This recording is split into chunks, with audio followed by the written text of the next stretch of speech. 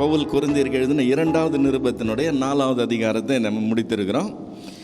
5வது அதிகாரம் ஆக்சுவலாக 4வது அதிகாரத்தினுடைய தொடர்ச்சி. இப்போ 4வது அதிகாரம் வரைக்கும் கொரிந்தியருக்கு பவுல் சொல்லுகிற காரியம் 3 காரியம். ஒன்று என்னது? மோசேயினுடைய நியாயப்பிரமாண ஊழியத்தை விட தனக்கு தேவன் கொடுத்திருக்கிற நீதியை பெற்றுத்தரும் ஊழியம் எவ்வளவு விசேஷமானது, எவ்வளவு மேன்மையானது. இது பாயிண்ட் நம்பர் 1. பாயிண்ட் நம்பர் 2 என்ன சொல்லுகிறான்? அந்த மேன்மையான ஊழியத்தின் நிமித்தம் தான் நிறைய உபத்திரவங்களை சந்திக்க வேண்டியதாக இருக்குன்னு சொல்லுகிறான். பாயிண்ட் நம்பர் 3, மறுமையை குறித்து தனக்கு இருக்கிற அந்த அசைக்க முடியாத நம்பிக்கையின் அடிப்படையில் இன்னைக்கு தான் சந்திக்கிற இந்த உபத்திரவங்கள் தனக்கு லேசான காரியங்கள் என்று சொல்லுகிறத நம்ம பாருகிறோம். ஸோ இந்த 3 காரியத்தின் அடிப்படையில் அப்படியே 5வது அதிகாரத்தினுடைய முதல் 4 வசனங்களை வாசித்தோம்னு சொன்னால், பூமிக்குரிய கூடாரமாகிய நம்முடைய வீடு அழிந்து போனாலும் தேவனால் கட்டப்படாத கைவேலை இல்லாத நித்திய வீடு பரலோகத்தில் நமக்கு உண்டு என்று அறிந்திருக்கிறோம். ஏனெனில் இந்த கூடாரத்தில் நாம் தவித்து நம்முடைய பரம வாசஸ்தலத்தை தரித்து கொள்ள மிகவும் வாஞ்சியுள்ளவர்களாக இருக்கிறோம். தரித்து கொண்டவர்களானால் நிர்வாணிகளாய் காணப்படும். இந்த கூடாரத்தில் இருக்கிற நாம் பாரம் சுமந்து தவிக்கிறோம். இந்த போர்வையை களைந்து போட வேண்டும் என்று விரும்பாமல் மரணமானது ஜீவனாலே விழுங்கப்படுவதற்காக போர்வையை தரித்தவர்களாக இருக்க வேண்டும் என்று விரும்புகிறோம் அப்படின்னு சொல்லுகிறதை நம்ம பார்க்கிறோம். இப்போ இந்த 4 வசனத்தில் இதுக்கு முந்தின வசனத்தினுடைய கடைசி 3 வசனங்களும் அப்படியே சேர்ந்து அதே சப்ஜெக்ட் கண்டினியூ ஆகிறத நம்ம பார்க்க முடியும். இப்போ பூமிக்குரிய கூடாரமாகிய நம்முடைய வீடுன்னு பவுல் இங்கே மென்ஷன் பண்ணுறது என்னது? இந்த 4 வசனத்தில் வீடுன்னு ஒரு வார்த்தை வருது. தரித்து கொள்ளுகிறத பற்றி இருக்குது, போர்வையை பற்றி இருக்குது. தரித்து கொள்ளுகிறதுனா வஸ்திரம் இல்லை, வீடுன்னு சொல்லுகிறது, வஸ்திரம்னு சொல்லுகிறது, அல்லது போர்வைன்னு சொல்லுகிறது. எதை பற்றி சொல்லுகிறான்? இந்த இம்மைக்கு உரிய நம்முடைய சரீரத்தை பற்றி பேசுகிறான். இந்த சரீரம் அழிந்து போனாலும் அப்படின்னு சொல்கிறத பார்க்கிறோம். இதை தான் முந்தின அதிகாரத்தில் 16வது வசனத்தில் என்னன்னு சொல்லுகிறான்? புறம்பான மனுஷன் அழிந்து போனாலும் அப்படின்னு சொல்லுகிறதை பார்க்கிறோம். ஸோ அந்த இம்மைக்குரிய சரீரத்தை பற்றி அது அழிந்து போகிற ஒரு காரியம் என்று சொல்லுகிறான். இந்த சரீரம் சாவுக்கு ஏதுவான ஒரு சரீரம் என்று 1 கொரிந்தியர் 15வது அதிகாரத்தில் ஏற்கனவே சொல்லியிருக்கிறத நம்ம பார்க்குறோம். 1 கொரிந்தியர் 15வது அதிகாரம் 40லேருந்து 54 வரைக்கும் உள்ள வசனங்களில் பார்த்தோம்னா, இந்த மேனி, இந்த பூமிக்குரிய மேனி ஒரு அழிவுக்குள்ள ஒரு மேனி, இது சாவுக்கு ஏதுவான மேனி, இது பலவீனமான மேனி என்று இனி வரப்போகிற வானத்துக்குரிய மேனியோட கம்பேர் பண்ணி சொல்கிறத நம்ம பார்க்குறோம். ஸோ இதுதான் கான்செப்ட். இன்றைக்கி கஷ்டப்படுறோம், ஆனால் இன்றைக்கி இருக்கிற இந்த சரீரத்தில் இந்த காரியம், இது இந்த சரீரத்துக்குள்ள காரியம், இது அழிந்து போகிற ஒரு காரியம். ஸோ எங்களுடைய ஹோப் இதில் இல்லை. எங்களுடைய காரியம் எது மேலே இருக்குது? பரலோகத்தில் இருக்கிற கைவேலை இல்லாத நித்திய வீடுன்னு சொல்லுகிறான். இப்போ இந்த பூமிக்குரிய கூடாரம்னு சொல்லும்போது அது ஒரு டெம்பரரி ஸ்டேட்டஸ், வீடுன்னு சொல்லும்போது அது ஒரு பர்மனன்ட் ஸ்டேட்டஸ். இப்போ இதை வீடு கூடாரம்னு சொல்லி அதை வீடுன்னு சொல்லும்போது இது கையினால் கட்டப்பட்டது அல்லது ஒரு ஏற்படுத்தப்பட்ட ஒரு நிலை இல்லாத காரியம், அது கையினால் கட்டப்படாத நித்தியமான காரியம் என்று சொல்லுகிறான். ஸோ அந்த பரலோகத்தினுடைய நித்திய வீடுன்னு சொல்லலாம், அல்லது வஸ்திரம்னு சொல்லலாம், போர்வைன்னு சொல்லலாம். இதே 3 காரியம் நித்தியமான 3 காரியமாய் அங்கே வருது. அதுக்கு என்ன இல்லை? அழியாமையே இல்லை, அங்கே சாவாமையே இல்லை. இந்த பூமிக்குரிய கூடாரமாகிய இந்த சரீரத்தை குறித்து நம்ம அதிக அக்கறை உள்ளவர்களாக இருக்கிறோம். அதை பேணி பாதுகாக்கிறதுல நம்ம அதிக முயற்சி மேற்கொள்கிறோம். எல்லாம் சரிதான் இல்லை, நம்ம உடம்பை பார்த்துக்கணுங்கிறது ஒரு முக்கியமான நல்ல காரியம்தான். இப்போ இந்த உடம்பை நீங்கள் என்ன தான் பேணி பாதுகாத்தாலும், அது டயட்டாக இருந்தாலும் சரி, அது நீங்கள் ஃபிசிக்கல் எக்ஸசைஸாக இருந்தாலும் சரி, என்ன பண்ணி பேணி காத்தாலும் இதனுடைய சாவை நம்மளால் தவிர்க்க முடியாது. வயது மூப்பின் நிமித்தம் வர்ற பலவீனத்தை உங்களால் குறைக்கவே முடியாது. அது அப்படி தான் ஆகும். இது பலவீனமானது தான். இது ஒரு நாள் அழிந்து மண்ணோட மண்ணாக போகிற ஒரு காரியம்தான். ஸோ இதை அவன் நித்திய சரீரமாகிய வானத்துக்குரிய மேனியோட ஒப்பிட்டு பேசுகிறதை பார்க்கிறோம். இப்போ இந்த 4 வசனத்தில் நமக்கு உண்டென்று அறிந்திருக்கிறோம்னு 1வது வசனம் முடியும் போது சொல்லுகிறான். தேவனால் கட்டப்பட்ட கைவேலை இல்லாத நித்திய வீடு பரலோகத்திலே நமக்கு உண்டென்று நம்புகிறோம் என்று சொல்லி இல்லை, எதிர்பார்க்கிறோம் என்று சொல்லி இல்லை, அறிந்திருக்கிறோம். இந்த அறிந்திருக்கிறோம்ங்கிற வார்த்தை ரொம்ப ஸ்ட்ரெஸ் பண்ணுற ஒரு காரியம். ஏன்னா இப்போ இரவு நேரம் என்கிறத நாம் நம்பலை, இரவு நேரம் என்கிறத நாம் கன்ஃபார்மாக அறிந்திருக்கிறோம். ஸோ நம்பிக்கைக்குரிய விசுவாசத்துக்குரிய காரியங்கிறது ஒரு ஸ்டேஜ். அறிந்திருக்கிற காரியத்தை நீங்கள் விசுவாசிக்க வேண்டியதில்லை, நம்பியிருக்க வேண்டியதில்லை.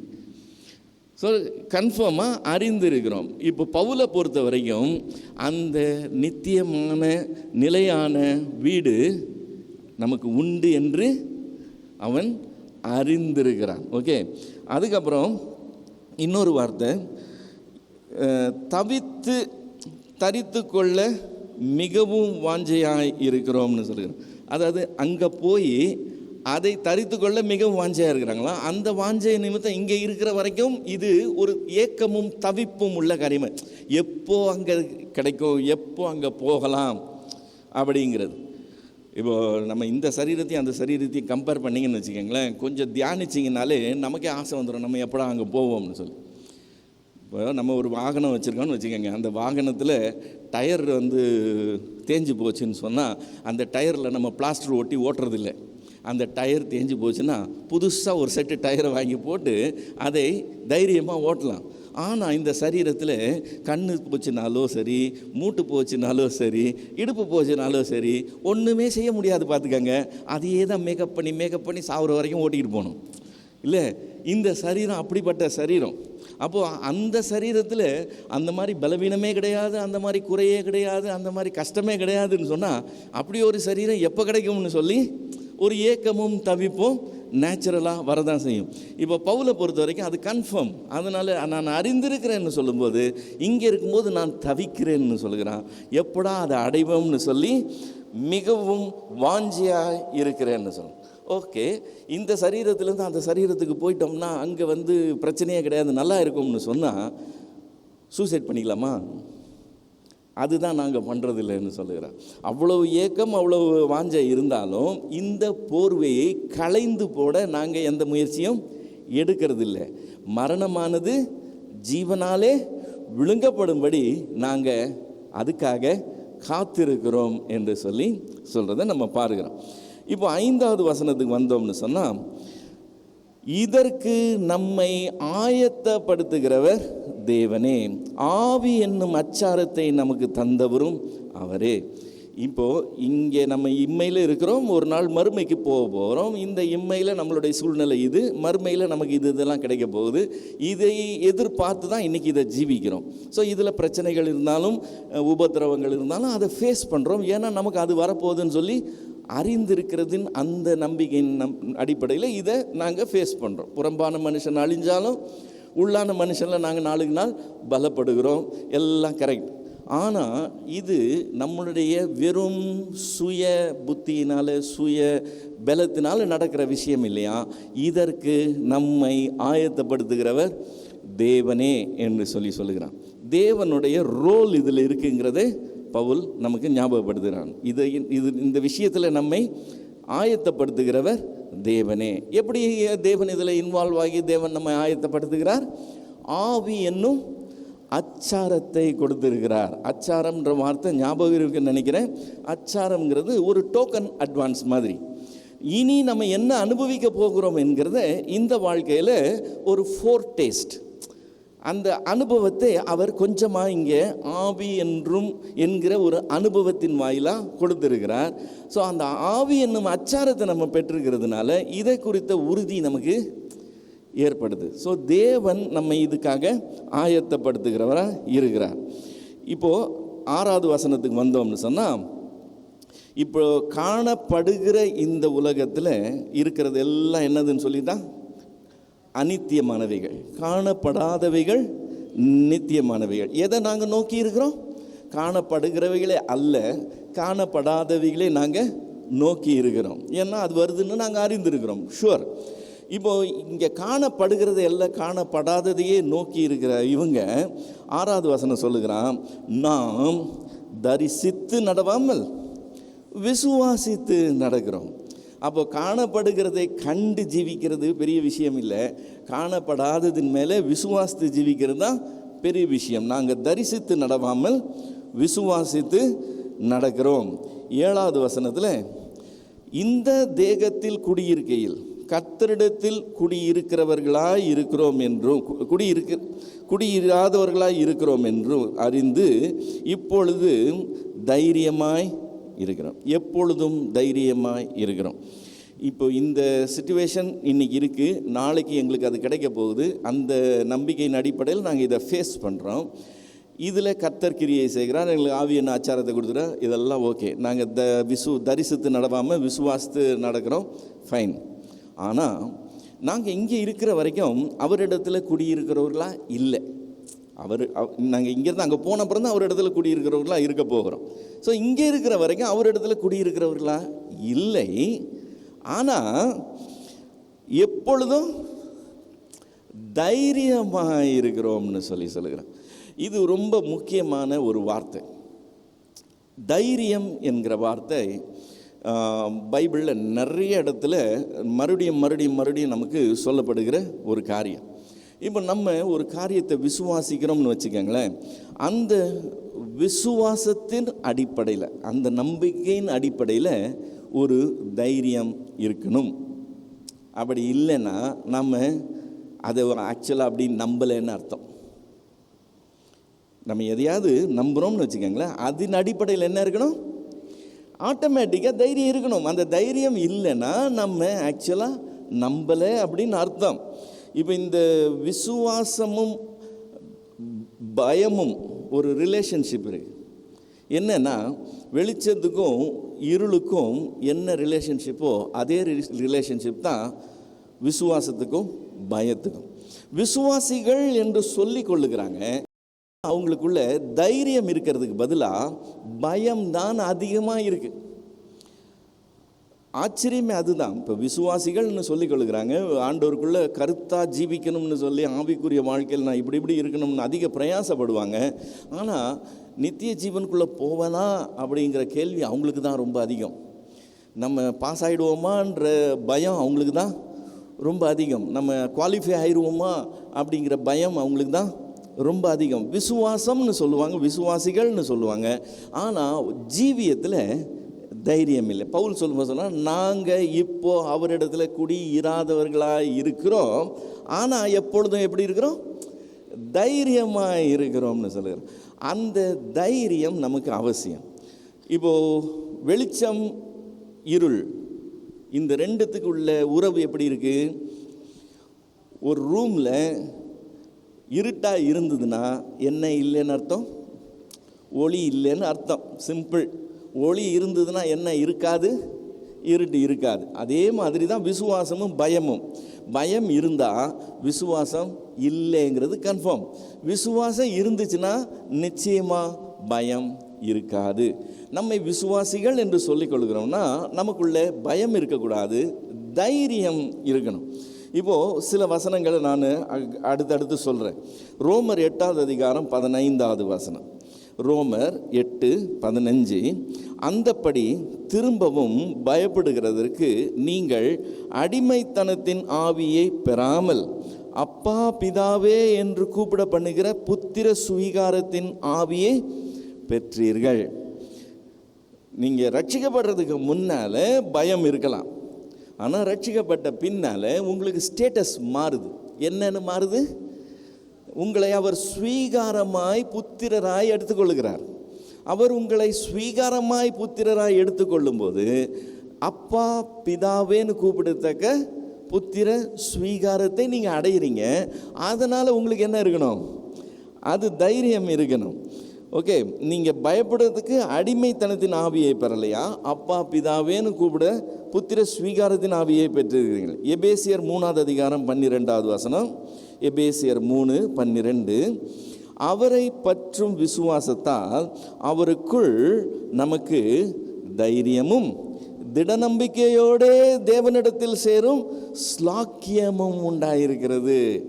அதுக்கு முன்னாட அவருடைய சமூகத்துக்கு நம்மளால் வர முடியாது. இப்போ வர முடியும். ஏன்னா அவரால் நம்ம கழுவப்பட்டு அவரால் நம்ம குவாலிஃபை ஆகிறோம். இப்போ தேவனிடத்தில் வருகிறதற்கு எனக்கு தைரியம் உண்டாகுது. எபிரேயர் 10வது அதிகாரம் 20வது வசனம். எபிரேயர் 10:20, அந்த மார்க்கத்தின் வழியாய் பிரவேசிக்கிறதற்கு அவருடைய இரத்தத்தினாலே நமக்கு தைரியம் உண்டாயிருக்கிறபடியினாலும் இருக்கு. ஸோ நம்மளுடைய குவாலிஃபிகேஷன் அடிப்படையில் இல்லை. இதை திரும்ப திரும்ப கிளியர் பண்ணிக்கோங்க. நீங்கள் என்ன தான் நீதிமானாக இருந்தாலும் சரி, என்ன தான் பரிசுத்தமானாக இருந்தாலும் சரி, எவ்வளோ தான் கர்த்தருக்குள்ள உத்தமமாக நிற்கணும்னு நின்னாலும் சரி, குறைகள் இருக்க தான் செய்யும். குறைகள் இல்லாமல் யாராலும் இருக்க முடியாது. ஸோ அந்த சின்ன சின்ன சின்ன மிஸ்டேக்கை மேக்னிஃபையிங் கிளாஸில் பிசாசு நமக்கு காமிச்சு, நீ உருப்பட மாட்டே, நீ உள்ளே போகிறதுக்கு வாய்ப்பே கிடையாதுன்னு நம்மளுடைய தைரியத்தை எடுத்து போட்டு நமக்குள்ள பயத்தை கொண்டு வந்துக்கிட்டே இருப்பான்.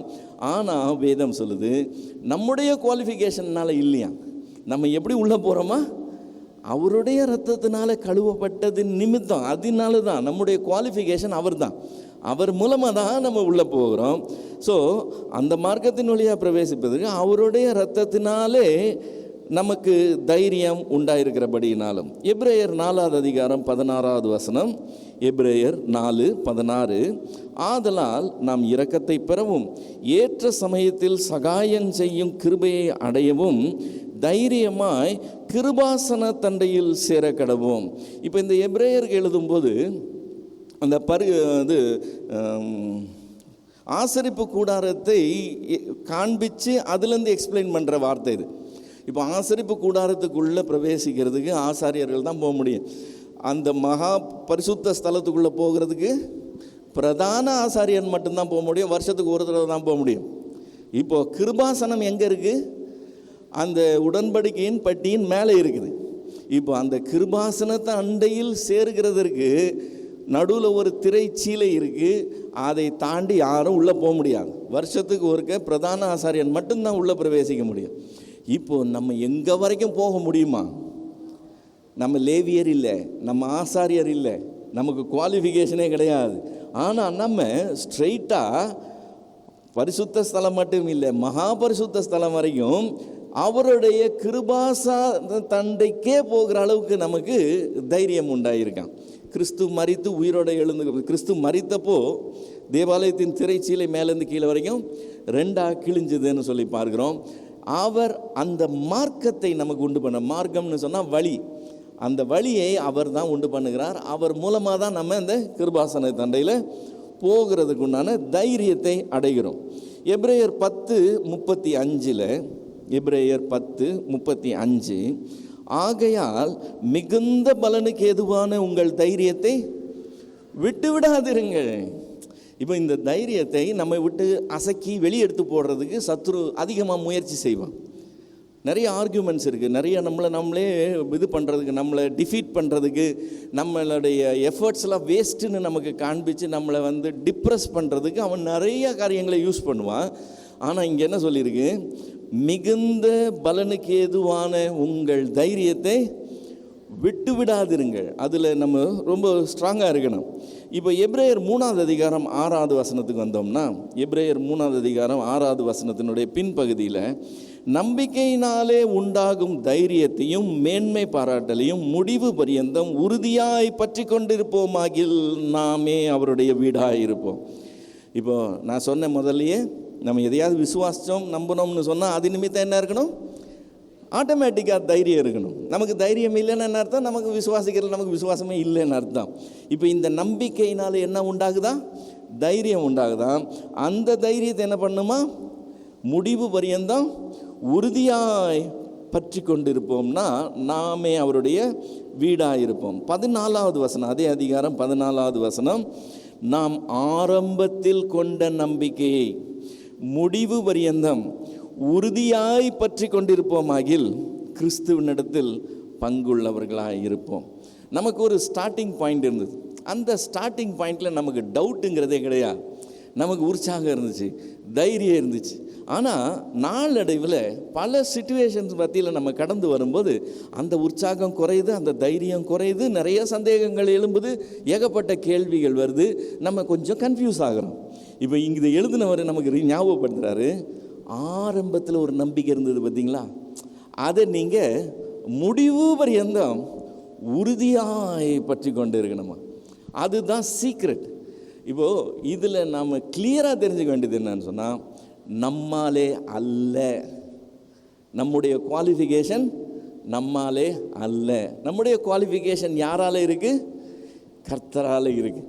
கர்த்தரால் இருக்கும்போது நாம் அதை தான் நம்பணும் முதல்ல. இப்போ நடுவில் நம்மளை நம்புகிறவங்களாம் ஆயிடக்கூடாது. மறுபடியும் நம்ம என்ன செய்யணும்? அவரை தான் நம்பி, அவருடைய ரத்தத்தினால தான் எனக்கு இந்த மார்க்கமே ஓப்பன் ஆகுது, இந்த குவாலிஃபிகேஷனே கிடைக்குது. இல்லைன்னா ஐ எம் நோபடி. ஸோ நான் அதை விடவே கூடாது. ஆரம்பத்தில் கிடைச்ச நம்பிக்கையை, அப்போ எனக்கு இருந்த தைரியத்தை நான் கடைசி வரைக்கும் உறுதியாய் பற்றி கொண்டிருந்தால் நான் கிறிஸ்துவனிடத்தில் பங்குள்ளவனாய் இருப்பேன் அப்படின்னு சொல்லுகிறேன். இப்போ இந்த தைரியம், அவங்க அந்த வசனத்தில் சொன்ன வார்த்தை என்னது? நாங்கள் கர்த்தரிடத்தில் இப்போ குடியிராதவர்களாக இருந்தாலும் எப்பொழுதும் என்ன இருக்கிறோம்? தைரியமாக இருக்கிறோம். இப்போ மறுபடியும் கொரிந்தியருக்கு வருவோம். 2 கொரிந்தியர் 5வது அதிகாரம் 8-9 வசனங்களில், நாம் தைரியமாகவே இருந்து இந்த தேகத்தை விட்டு குடி போகவும் கர்த்தரிடத்தில் குடியிருக்கவும் அதிகமாய் விரும்புகிறோம். எங்களுக்கு எது தான் அதிகமாக விருப்பம்? இங்கேருந்து வேக்கேட் பண்ணிடணும், அங்கே லேண்ட் ஆகணும். இதுதான் எங்களுக்கு அதிகமான விருப்பம். எங்களை கேட்டிங்கன்னா, எங்களுக்கு ஆப்ஷன் கொடுத்தீங்கன்னா நாங்கள் ஓகே பாய் அப்படின்னு சொல்லி. இது பவுல் சொல்கிறான். ஆனால் யாரை கேட்டாலும் அப்படியெல்லாம் சொல்ல மாட்டேங்கிறாங்க. இல்லை, யாருக்கும் யாரையும் போக விடுறதுக்கும் இஷ்டம் இல்லை, இவங்களுக்கும் கிளம்பி போகிறதுக்கு இஷ்டமே கிடையாது. நமக்கு தெளிவாக தெரியணும், காணப்படுகிறவைகள் அநித்தியமான காரியங்கள், காணப்படாதவைகள் நித்தியமான காரியங்கள். காணப்படுகிறவைகளை அல்ல, காணப்படாதவைகளை தான் நோக்கி இருக்கிறவர்களாக இருக்கணும். அதுதான் கரெக்டான ஒரு பர்ஸ்பெக்டிவ். ஸோ அப்படி கரெக்டான பர்ஸ்பெக்டிவ் இருந்துச்சுன்னு சொன்னால், ஹாஸ்டலில் தங்கி இருக்கிற பிள்ளை அப்பா லீவுக்கு தன்னை கூட்டிகிட்டு போக போகிறாருன்னு சொன்னால், இத்தனாம் தேதி எக்ஸாம் முடியுது, அப்பா இத்தனாம் தேதி வருவாருன்னு சொன்னால், அந்த பிள்ளை ஆட்டோமேட்டிக்காக கவுண்ட் டவுன் ஆரம்பிச்சிடும். இன்னும் இத்தனை நாள் தான், இன்னும் இத்தனை நாள் தான், இன்னும் இத்தனை நாள் தான். எங்கள் அப்பா ஒரு நாள் வரப்போகிறாரு, என்ன கூட்டிகிட்டு போக போகிறாருன்னு சொன்னால், நீங்களும் நானும் கூட என்ன செய்யணும்? கவுண்ட் டவுன் மோடில் தான் இருக்கணும். ஐயோயோ ஐயோயோன்னு இருக்கக்கூடாது. இல்லை, எதிர்பார்ப்போடு தான் இருக்கணும். அவளாய் நாமும் வானத்தை நோக்கி அனுதினம் காத்திருப்போம்னு சொல்லி சாரணவராஜி பாடுறாங்க. அந்த மோடில் தான் நம்ம நிற்கணும். பவுல் சொல்லுகிறார், தைரியமாகவே இருந்து இந்த தேகத்தை விட்டு குடி போகவும் கர்த்தரிடத்தில் குடியிருக்கவும் அதிகமாய் விரும்புகிறோம். இப்போ என்ன ஆகுது? அது நிமித்தமே நாம் சரீரத்தில் குடியிருந்தாலும் குடியிராமற் போனாலும் அவருக்கு பிரியமானவர்களாக இருக்க நாடுகிறோம். இப்போ இந்த தைரியம் இருக்குது, இந்த நம்பிக்கையின் அடிப்படையில் இந்த தைரியம் இருக்குது பார்த்தீங்களா? அந்த தைரியமாகவே இருந்து நாங்கள் இப்படி இருக்கிறோம்ல, இதில் இருக்கிற வரைக்கும் எப்படி இருக்கணுமா? அவருக்கு பிரியமானவர்களாக இருக்க நாடுகிறோம். ஏன் இருக்கிற வரைக்கும் அவருக்கு பிரியமானவர்களாக இருக்க நாடணுமா? 10வது வசனம், ஏனென்றால் சரீரத்தில் அவனவன் செய்த நன்மைக்காவது தீமைக்காவது தக்க பலனை அடையும்படிக்கு நாம் எல்லாரும் கிறிஸ்துவின் நியாயாசனத்துக்கு முன்பாக வெளிப்பட வேண்டும். இந்த ஒரு ஆஸ்பெக்டையும் மறந்துடக்கூடாது. இப்போ என்னுடைய குவாலிஃபிகேஷன் என்னால் இல்லை, கர்த்தரால் இருக்குது அப்படின்னு சொல்லி தைரியமாக பாவத்தில் இறங்கிடக்கூடாது. ஏன்னா அவனவன் செய்கிற எல்லா கிரியைக்கும் என்ன இருக்கா? அவர் நியாயாசனத்துக்கு முன்னாடி நிற்க வேண்டியிருக்கு. அந்த பயத்தோடு தான் நம்ம இதுக்கு விரோதமாய் போராடி நம்ம பரிசுத்தமாய் காத்துக்கொள்கிறதுக்கு, பரிசுத்தமாகுதலை தெய்வ பயத்தோட பூரணப்படுத்துகிறதுல நம்ம முயற்சி செஞ்சு கடந்து போகிறோம். இந்த காரியத்தை மறந்தே போயிடக்கூடாது. இது ரொம்ப முக்கியமான விஷயம். எபிரேயர் 4வது அதிகாரம் 13வது வசனத்தில், எபிரேயர் 4:13, அவருடைய பார்வைக்கு மறைவான சிருஷ்டி ஒன்றுமில்லை, சகலமும் அவர் கண்களுக்கு முன்பாக நிர்வாணமாயும் வெளியரங்கமாய் இருக்கிறது, அவருக்கே நாம் கணக்கு ஒப்புவிக்க வேண்டும். ஸோ இது திரும்ப திரும்ப சொல்லப்படுகிற ஒரு காரியம். ரோமர் 2 அதிகாரம் 6வது வசனம், ரோமர் 2:6, தேவன் அவனவனுடைய கிரியைகளுக்கு தக்கதாய் அவனவனுக்கு பலன் அளிப்பார். இதை ஆண்டவரே வெளிப்படுத்தல சொல்றார். வெளிப்படுத்தல் 22 அதிகாரம் 12 அநியாயம் செய்கிறவன் இன்னும் அநியாயம் செய்யட்டும், அசுத்தமாக இருக்கிறவன் இன்னும் அசுத்தமாக இருக்கட்டும், நீதி உள்ளவன் இன்னும் நீதி செய்யட்டும், பரிசுத்தம் உள்ளவன் இன்னும் பரிசுத்தமாகட்டும், இதோ சீக்கிரமாய் வருகிறேன், அவனவனுடைய கிரியைகளின்படி அவனவனுக்கு நான் அளிக்கும் பலன் என்னோட கூட வருகிறதுன்னு சொல்கிறார். ஸோ இது மறந்துடவே கூடாது. நம்முடைய தேவன் பலன் அளிக்கிற தேவன். ஒரு நாள் அவர் நியாயஸ்தானத்துக்கு முன்னாடி அனைவரும் நின்று தான் ஆகணும். அவனவனுடைய கிரியைகளின்படி அவனவனுக்கு அன்னைக்கு பலன் அளிக்கப்படும். இது அவாய்ட் பண்ணவே முடியாத ஒரு விஷயம். அதனால் தைரியம் இருக்கலாம். தைரியம் இருந்தாலும் பரிசுத்தம் உள்ளவர்களாக ஜீவிக்கிறதுல தான் முற்படணும். தைரியமாக பாவம் செய்கிறவங்களா இறங்கிடக்கூடாது. பேதுரு சொல்லும்போது சொல்லுகிறான், உங்கள் சுயாதீனத்தை எதுக்கு பயன்படுத்திடக்கூடாது, அதுக்கு விஷயமா போயிடாதீங்க. உங்கள் சரீரத்தை என்ன செய்யணும், அவருக்கு அடிமைகளாக, நீதிக்கு அடிமைகளாக ஒப்பு கொடுங்கன்னு சொல்லுகிறான். ஸோ அந்த சாய்ஸ் நம்ம கையில் இருக்குது. தப்பான சாய்ஸ் எடுக்கும்போது தப்பான கான்சிக்வன்ஸ் வெயிட் பண்ணுது, மறந்துடக்கூடாது. நம்ம மனுஷர் எல்லாத்துக்கும் தப்பிச்சிடலாம், எல்லாருக்கும் நம்ம எக்ஸ்கியூஸ் கொடுக்கலாம், எல்லாருக்கும் ஜெனுவின் ரீசன்ஸ் கொடுக்கலாம். ஆனால் அங்கே போய் ஒன்றுமே பேச முடியாது. அவருக்கு என்ன பதில் சொல்லுவோன்னு பயந்து பயந்து பயந்து பயந்து நீ ஜீவிக்கிறது சரியான காரியமாய் இருக்கும். இப்போது திரும்ப 11வது வசனத்துக்கு வந்தோம்னா 2 கொரிந்தியர் 5:11, ஆகையால் கர்த்தருக்கு பயப்படத்தக்கது என்று அறிந்து மனுஷருக்கு புத்தி சொல்லுகிறோம். ஸோ அப்படி கர்த்தருக்கு பயந்து ஜீவிக்கிறது தான் சரியானது என்று நாங்கள் அறிந்திருக்கிறோம். அப்படி அறிந்திருக்கிறதுனால நாங்கள் என்ன செய்கிறோம், எங்களுடைய உபதேசமும் அப்படி தான் இருக்குது. ஆகையால் கர்த்தருக்கு பயப்படத்தக்கதென்று அறிந்து மனுஷருக்கு புத்தி சொல்லுகிறோம். தேவனுக்கு முன்பாக வெளியரங்கமாக இருக்கிறோம், உங்கள் மனசாட்சிக்கும் வெளியரங்கமாக இருக்கிறோம் என்று நம்புகிறோம். ஸோ மற்றவங்களுக்கு சொல்கிறது மட்டும் இல்லை, நாங்களும் தேவனுக்கு முன்னாலேயும் உங்களுக்கு முன்னாலேயும் பர்ஃபெக்டாக இருக்க தான் ட்ரை பண்ணுறோங்கிறது ஆப்வியஸாக இருக்கிற ஒரு காரியம்ங்கிறத சுட்டி காட்டுகிறேன். இப்போது எப்போ பார்த்தாலும் நாங்கள் உங்களுக்கு முன்னாடி சரியாக இருக்கிறோம், எப்போ பார்த்தாலும் எங்களுடைய ஊழியம் கரெக்டாக இருக்குதுன்னு சொல்லி பேசிக்கிட்டே இருந்தால் இது ஒரு செல்ஃப் இது மாதிரி இல்லை, ட்ரம்பட் ஊதுற மாதிரி இல்லை. இப்போ பவுல் இதுவரைக்கும் பேசுனதை பார்த்தோம்னாலே திரும்ப திரும்ப திரும்ப திரும்ப மற்றவங்கள மாதிரி நாங்கள் இல்லை எங்களை மாதிரி உண்டான்னு பேசுகிற மாதிரி இருக்குது. ஸோ பவுலே அதை ரியலைஸ் பண்ணி என்ன சொல்கிறான், 12:13, இதனால் நாங்கள் உங்களுக்கு முன்பாக எங்களை மறுபடியும் மெச்சிக்கொள்ள தான் ஆரம்பித்தாச்சு. ஸோ மெச்சிக்கொள்ளாமல் அப்படின்னா என்ன அர்த்தம்னா, நாங்கள் மெச்சிக்கொள்கிறதுக்காக பேசலை, நாங்கள் இதை சொல்கிறதுக்கு ரீசன் இருக்குது. என்ன ரீசன் இருக்குது, நாங்கள் மெச்சிக்கொள்கிறதுக்காக சொல்ல, இருதயத்தில் அல்ல வெளியரங்கமாய் மேன்மை பாராட்டுகிறவர்களுக்கு எதிரே எங்களை குறித்து நீங்கள் மேன்மை பாராட்டும்படிக்கு ஏது உண்டாக்குகிறோம். நாங்கள் பைத்தியம் கொண்டவர்களானால் தேவனுக்காக அப்படி இருக்கும், தெளிந்த புத்தி உள்ளவர்களானால் உங்களுக்காக அப்படி இருக்கும். இப்போது வெளி வேஷத்தில் மேன்மை பாராட்டுகிறது அல்லது இருதயத்தில் மேன்மை பாராட்டுகிறது, இது 2 காரியம் இருக்குது. இருதயத்தில் மேன்மை பாராட்டிக்கிறது நம்ம எல்லாருக்கும் இயல்பாய் வர விஷயம். நம்ம பரவாயில்லப்பா, நம்ம அவங்கள மாதிரி இல்லை இவங்கள மாதிரி இல்லைன்னு சொல்லி நம்மளே மெச்சிக்கொள்கிறது இருதயத்தில் இருக்கும்.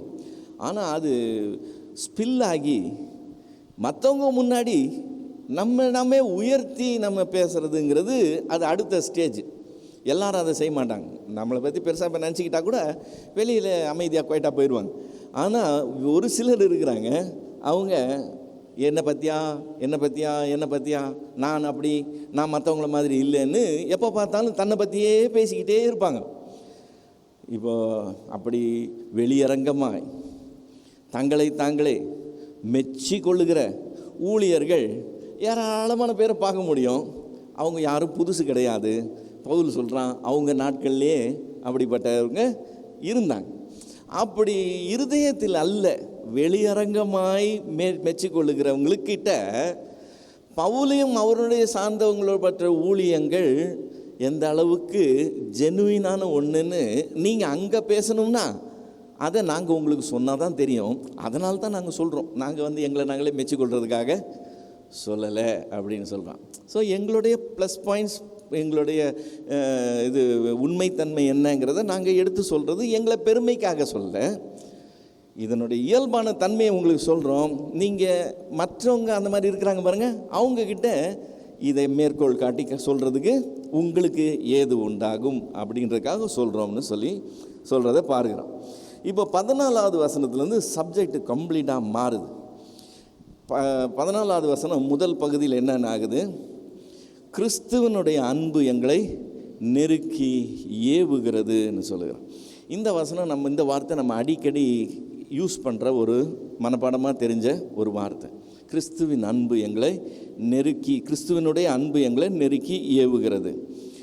எங்களுடைய ஊழியம் மேன்மையான ஊழியம். தேவன் தான் எங்களுக்கு இதை வெளிப்படுத்தினார், எங்களுக்கு இதை ஊழியத்தை கையில் கொடுத்துருக்கிறார். மோசேக்கு இல்லாத மகிமை இந்த ஊழியத்தில் இருக்குது. ஆனால் இந்த மகிமையான ஊழியத்தை செய்கிற நாங்கள் வேதனையும் துன்பமும் நஷ்டமும் அடைகிறோம், யாருமே லாபம் அடையலை. இப்போ பவுல்லாம் சோஷியலாக ஹை லெவலில் இருந்து சாகும்போது ஜெயிலில் பிரிசனராக ரொம்ப கீழ் லெவலில் சாகுறான். இப்போ அவனுடைய வளர்ச்சின்னே சொல்ல முடியாது, அது டோட்டலாக உலகத்தின் பார்வையில் கம்ப்ளீட்டாக ஒன்றுமே இல்லாமல் போன விஷயம் இல்லையா? இப்போ இன்றைக்கி ஊழியர்கள் சாட்சி சொல்கிறது வேறு மாதிரி இருக்குது. இன்றைக்கி நவீன காலத்தில் ஊழியத்தில் நான் வரும்போது ஒன்றும் இல்லாமல் இருந்தேன்னா எனக்கு கர்த்தர் என்னை இப்படி வச்சு அப்படி வச்சுன்னு சொல்லி இன்றைக்கி லேட்டஸ்ட்டு கார் எங்கள் வீட்டில் நிற்குதுன்னு சொல்லி சாட்சி சொல்கிற ஒரு காலத்தில் நம்ம இருக்கிறோம். பவுலோ பேதுருவோ யாருமே அந்த முதல் சில நூற்றாண்டுகளில் அது மாதிரி சாட்சி சொல்கிறதுக்கு இடமே இல்லாமல் அவங்க எல்லாருமே தியாகத்தோடு செய்கிறாங்க. தியாகத்தோடனா உயிரை மட்டும் இல்லை, உடைமைகள் மட்டும் இல்லை, குடும்பம் மட்டும் இல்லை, சொத்து மட்டும் இல்லை, எல்லாத்தையும் அதுக்காக இழக்கிறாங்க. இயேசு கிறிஸ்துக்கு 12 சீஷர்கள் இருந்தாங்க. 12 சீஷர்கள் இயேசு கிறிஸ்துவை பற்றி சாட்சி சொல்கிறாங்கன்னு சொன்னால், அப்படி சாட்சி சொன்னதுனால அவங்க யாருக்கும் லாபமே கிடையாது. சாட்சி சொன்னதுனால அத்தனை பேரும் அத்தனையும் இழந்தாங்க இல்லையா? இப்போ பவுல் சொல்கிறான், நாங்கள் ஏன் அந்த இழப்பின் மத்தியில் அதை செய்கிறோம்? ஏன் செய்கிறோம்னா, கிறிஸ்துவின் அன்பு எங்களை நெருக்கி ஏவுகிறதுன்னு சொல்லுவோம். இப்போ கிறிஸ்துவின் அன்புன்னு சொல்லும்போது அந்த அன்பு எப்படிப்பட்ட அன்பு, அந்த அன்பு என்ன செய்துன்னு சொல்லி அடுத்து சொல்ல ஆரம்பிக்கிறோம். இப்போ இந்த 14வது வசனத்தினுடைய 2வது பகுதி, ஏனென்றால் எல்லாருக்காகவும் ஒருவரே மரித்திருக்க எல்லாரும் மரித்தார்கள் என்றும், பிழைத்திருக்கிறவர்கள் இனி தங்களுக்கென்று பிழைத்திராமல் தங்களுக்காக மரித்து எழுந்தவருக்கென்று பிழைத்திருக்கும்படி அவர் எல்லாருக்காக மரித்தார் என்றும் நிதானிக்கிறோம். இது பவுலனுடைய ஸ்டைல் ஆஃப் சேயிங் திங்ஸ். யாருக்குமே ஒன்றுமே புரியாது. பெரிய சென்டென்ஸ், ரெண்டு வசனம் வந்துருச்சு. இப்போ மறுபடியும் முதல்லேருந்து வந்தோம்னாலும் அதை திரும்ப வாசித்தோம்னாலும் ஒன்றுமே புரியாது. அப்போ என்ன செய்யணும்? பவுல் என்ன சொல்லுகிறான்றதை டைசெக்ட் பண்ணணும். என்ன இருக்குது அப்படின்னு நிதானிக்கிறோம் அப்படிங்கிற வார்த்தை தான் கீ. என்னன்னு நிதானிக்கிறோம்? 2 காரியத்தை நிதானிக்கிறோம். முதல் காரியம் என்னது? எல்லாருக்காகவும் ஒருவரே மரித்தபடியால் எல்லாரும் மரித்தார்கள் என்று நிதானிக்கிறோம். இது ஃபஸ்ட்டு. 2வது என்ன நிதானிக்கிறோம்? பிழைத்திருக்கிறவர் தங்களுக்கென்று பிழைத்திராமல் தங்களுக்காக மரித்து உயிரோடு எழுந்தவருக்காக பிழைந்திருக்க வேண்டும் என்று நிதானிக்கிறோம். இது 2வது. ஸோ இப்போ முதல் காரியம் என்ன நிதானிக்கிறாங்க? எல்லாருக்காகவும் ஒருவரே மரித்தபடியால். இப்போ கிறிஸ்து யாருக்காகலாம் மரித்தார்? மொத்த மனிதர்களுக்காக, எல்லாருக்காகவும் மரித்தார். இப்போ ஏன் எல்லாருக்காக மரித்தார்? எல்லாரும் ஏற்கனவே மரித்து போயிருந்தாங்க, அதனால எல்லாருக்காக மரித்தார். எபிரேயர் 2வது அதிகாரம் 1வது வசனம் என்ன சொல்லுது?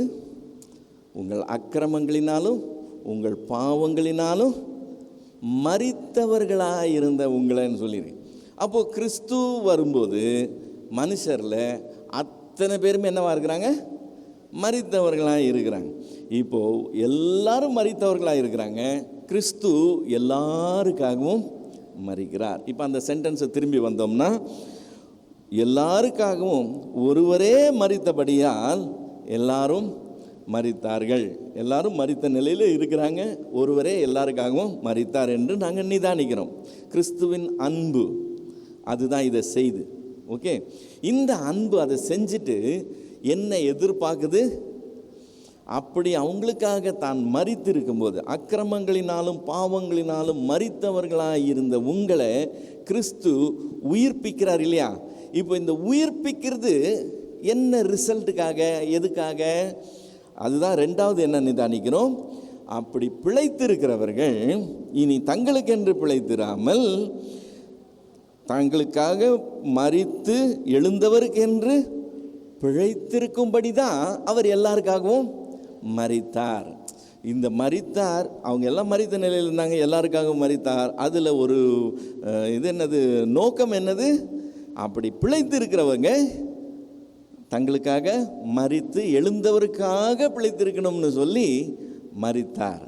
ஸோ இதுதான் இந்த ரெண்டு காரியத்தை நாங்கள் நிதானிக்கிறோம் என்று சொல்லுகிறான். இப்போ 16-17 வசனங்களுக்கு வந்தோம்னா, ஆகையால் இது முதற்கொண்டு நாங்கள் ஒருவனையும் மாம்சத்தின்படி அறியோம். நாங்கள் கிறிஸ்துவையும் மாம்சத்தின்படி அறிந்திருந்தாலும் இனி ஒருபோதும் அவரை மாம்சத்தின்படி அறியோம். இப்படி இருக்க ஒருவன் கிறிஸ்துவுக்குள் இருந்தால் புது சிருஷ்டியாக இருக்கிறான், பழையவைகள் ஒளிந்து போயின, எல்லாம் புதிதாயின. இந்த 17வது வசனம் ஃபேமஸான வசனம். ஒருவன் கிறிஸ்துவுக்குள் இருந்தால் புது சிருஷ்டியாக இருக்கிறான், பழையவைகள் ஒளிந்து போய் எல்லாம் புதிதாயின. இந்த ஃபேமஸான வசனம் நடுவில் வர்றதுனால நாட் ஸோ ஃபேமஸ் வசனங்கள் அதுக்கு லிங்க் ஆகி போகிறது நம்ம கவனிக்காமல் என்ன சொல்லியிருக்குன்றதை நம்ம புரியாமல் போயிடும். இப்போ இது வரைக்கும் சொன்னது என்னது? எல்லாரும் மரித்தவர்களாக இருக்கிறாங்க, கிறிஸ்து எல்லாருக்காகவும் மரித்தார். எதுக்காக மரித்தார்?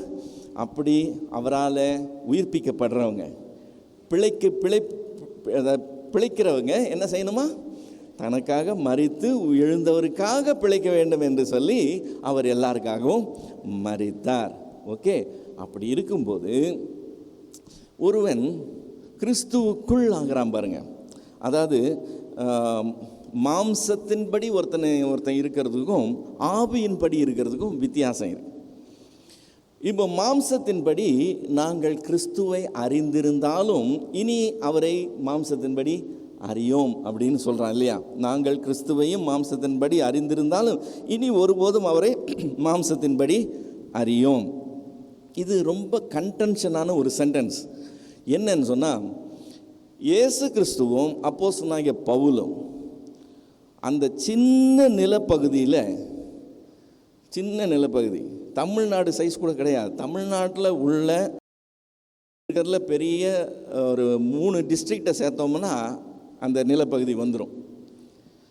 கலிலேயா, சமாரியா, யூதேயா, இது 3 இருக்கிற நிலப்பகுதி தமிழ்நாட்டில் இருக்கிற ஒரு 3 டிஸ்ட்ரிக்டை சேர்த்தா வந்துடும். அவ்வளவுதான் அது. அந்த சின்ன நிலப்பகுதியில் இயேசு என்கிற ஒரு நபரும் சவுல் என்கிற நபரும் ஜீவித்திருக்கிறாங்க ஒரே சம காலத்தில். கொஞ்சம்தான் முன்ன பின்ன, ஒரு 5 வருஷம்தான் முன்ன பின்ன. அப்போ அந்த ஏறக்குறைய சமகாலத்தில் 2 பேரும் அந்த சின்ன நிலப்பகுதியில் இருந்திருக்கிறாங்க. 2 பேருமே என்ன சொல்கிறது, ஒரு பாப்புலராக இல்லாமல் ஒரு நார்மல் லைஃப் உள்ளவங்க இல்லை. 2 பேருமே லீடர்ஸ். இவருக்கு பின்னாடி ஆயிரக்கணக்கான ஆள் போகிறாங்கன்னா அவருக்கு பின்னாடி நிறைய பேர் போகிறாங்க. அதாவது முன்னாடி நின்று நடத்துகிற தலைவர்களாக இருக்கிறாங்க 2 பேரும். அப்படி இருக்கும்போது 2 பேரும் ஒருத்தரை சந்திச்சிருப்பாங்களோ? பவுல் ரட்சிக்கப்படுறதுக்கு முன்னாடி கிறிஸ்துவை சந்திச்சிருப்பானோ? கிறிஸ்துவினுடைய கூட்டங்கள் எதுக்காவது போய் அவருடைய உபதேசம் ஏதாவது கேட்டிருப்பானோ? கிறிஸ்துவ கூட ஏதாவது டச் இருந்திருக்குமோ அப்படின்னு யோசிக்கலாம். அது ஒரு ப்ராமினென்ட் கொஸ்டின். அப்போஸ்தலனாகிய பவுல் என்கிற புஸ்தகத்தை நான் எழுதும்போது அந்த கொஸ்டின் முக்கியமான கொஸ்டின் ஆரம்பத்திலேயே வந்துடும். ஏன்னா பவுல் தன்னுடைய ஊழியத்தை ஆரம்பிக்கும் போது அவன் சபைக்கு எதிராக செயல்பட்டதை பற்றிலாம் பேசும்போது, அப்போது அதுக்கு முன்னாடி கிறிஸ்து பாடுபட்டார், மரித்தாருங்கிறப்போ பவுல் எங்கே இருந்தா, அவள் ஒரு ஊழியம் செய்தப்போ பவுல் எங்கே இருந்தா, இதெல்லாம் கொஸ்டின்ஸ் வருது இல்லையா?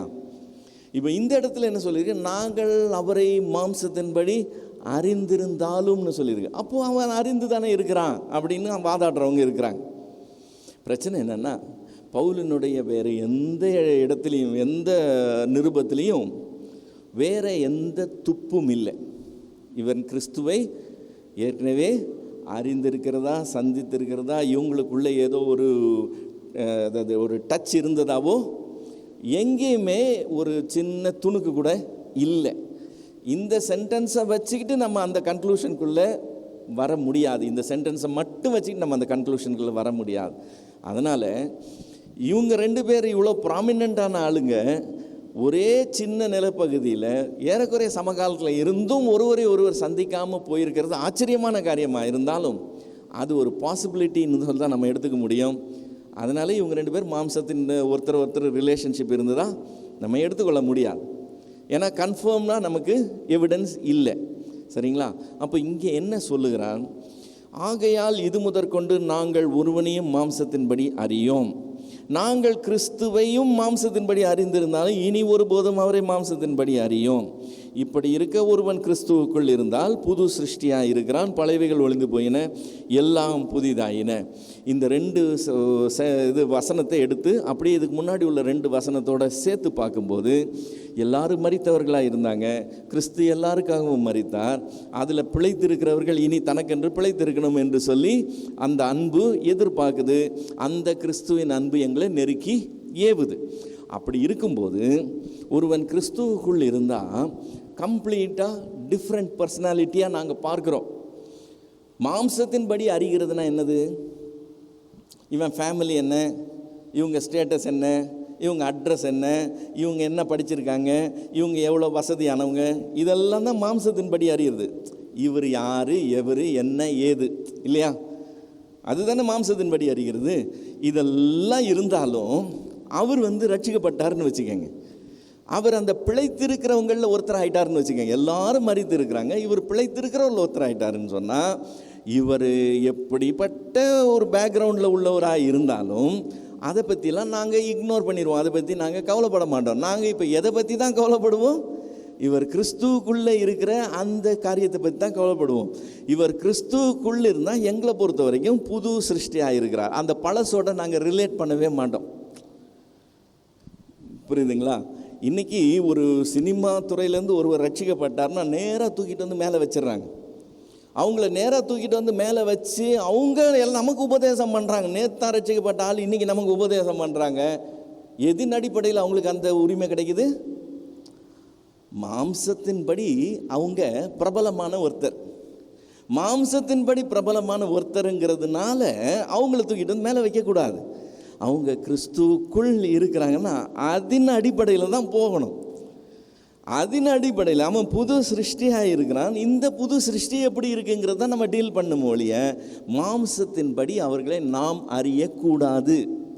இப்போ நம்ம யாரை பார்த்தாலும் அவங்க என்ன ஜாதி, அவங்க எந்த ஊர், அவங்க என்ன வேலை செய்கிறாங்க, அவங்களுக்கு எவ்வளோ பணம் வசதி, இதெல்லாம் மாம்சத்தின்படி பார்க்குற காரியங்கள்.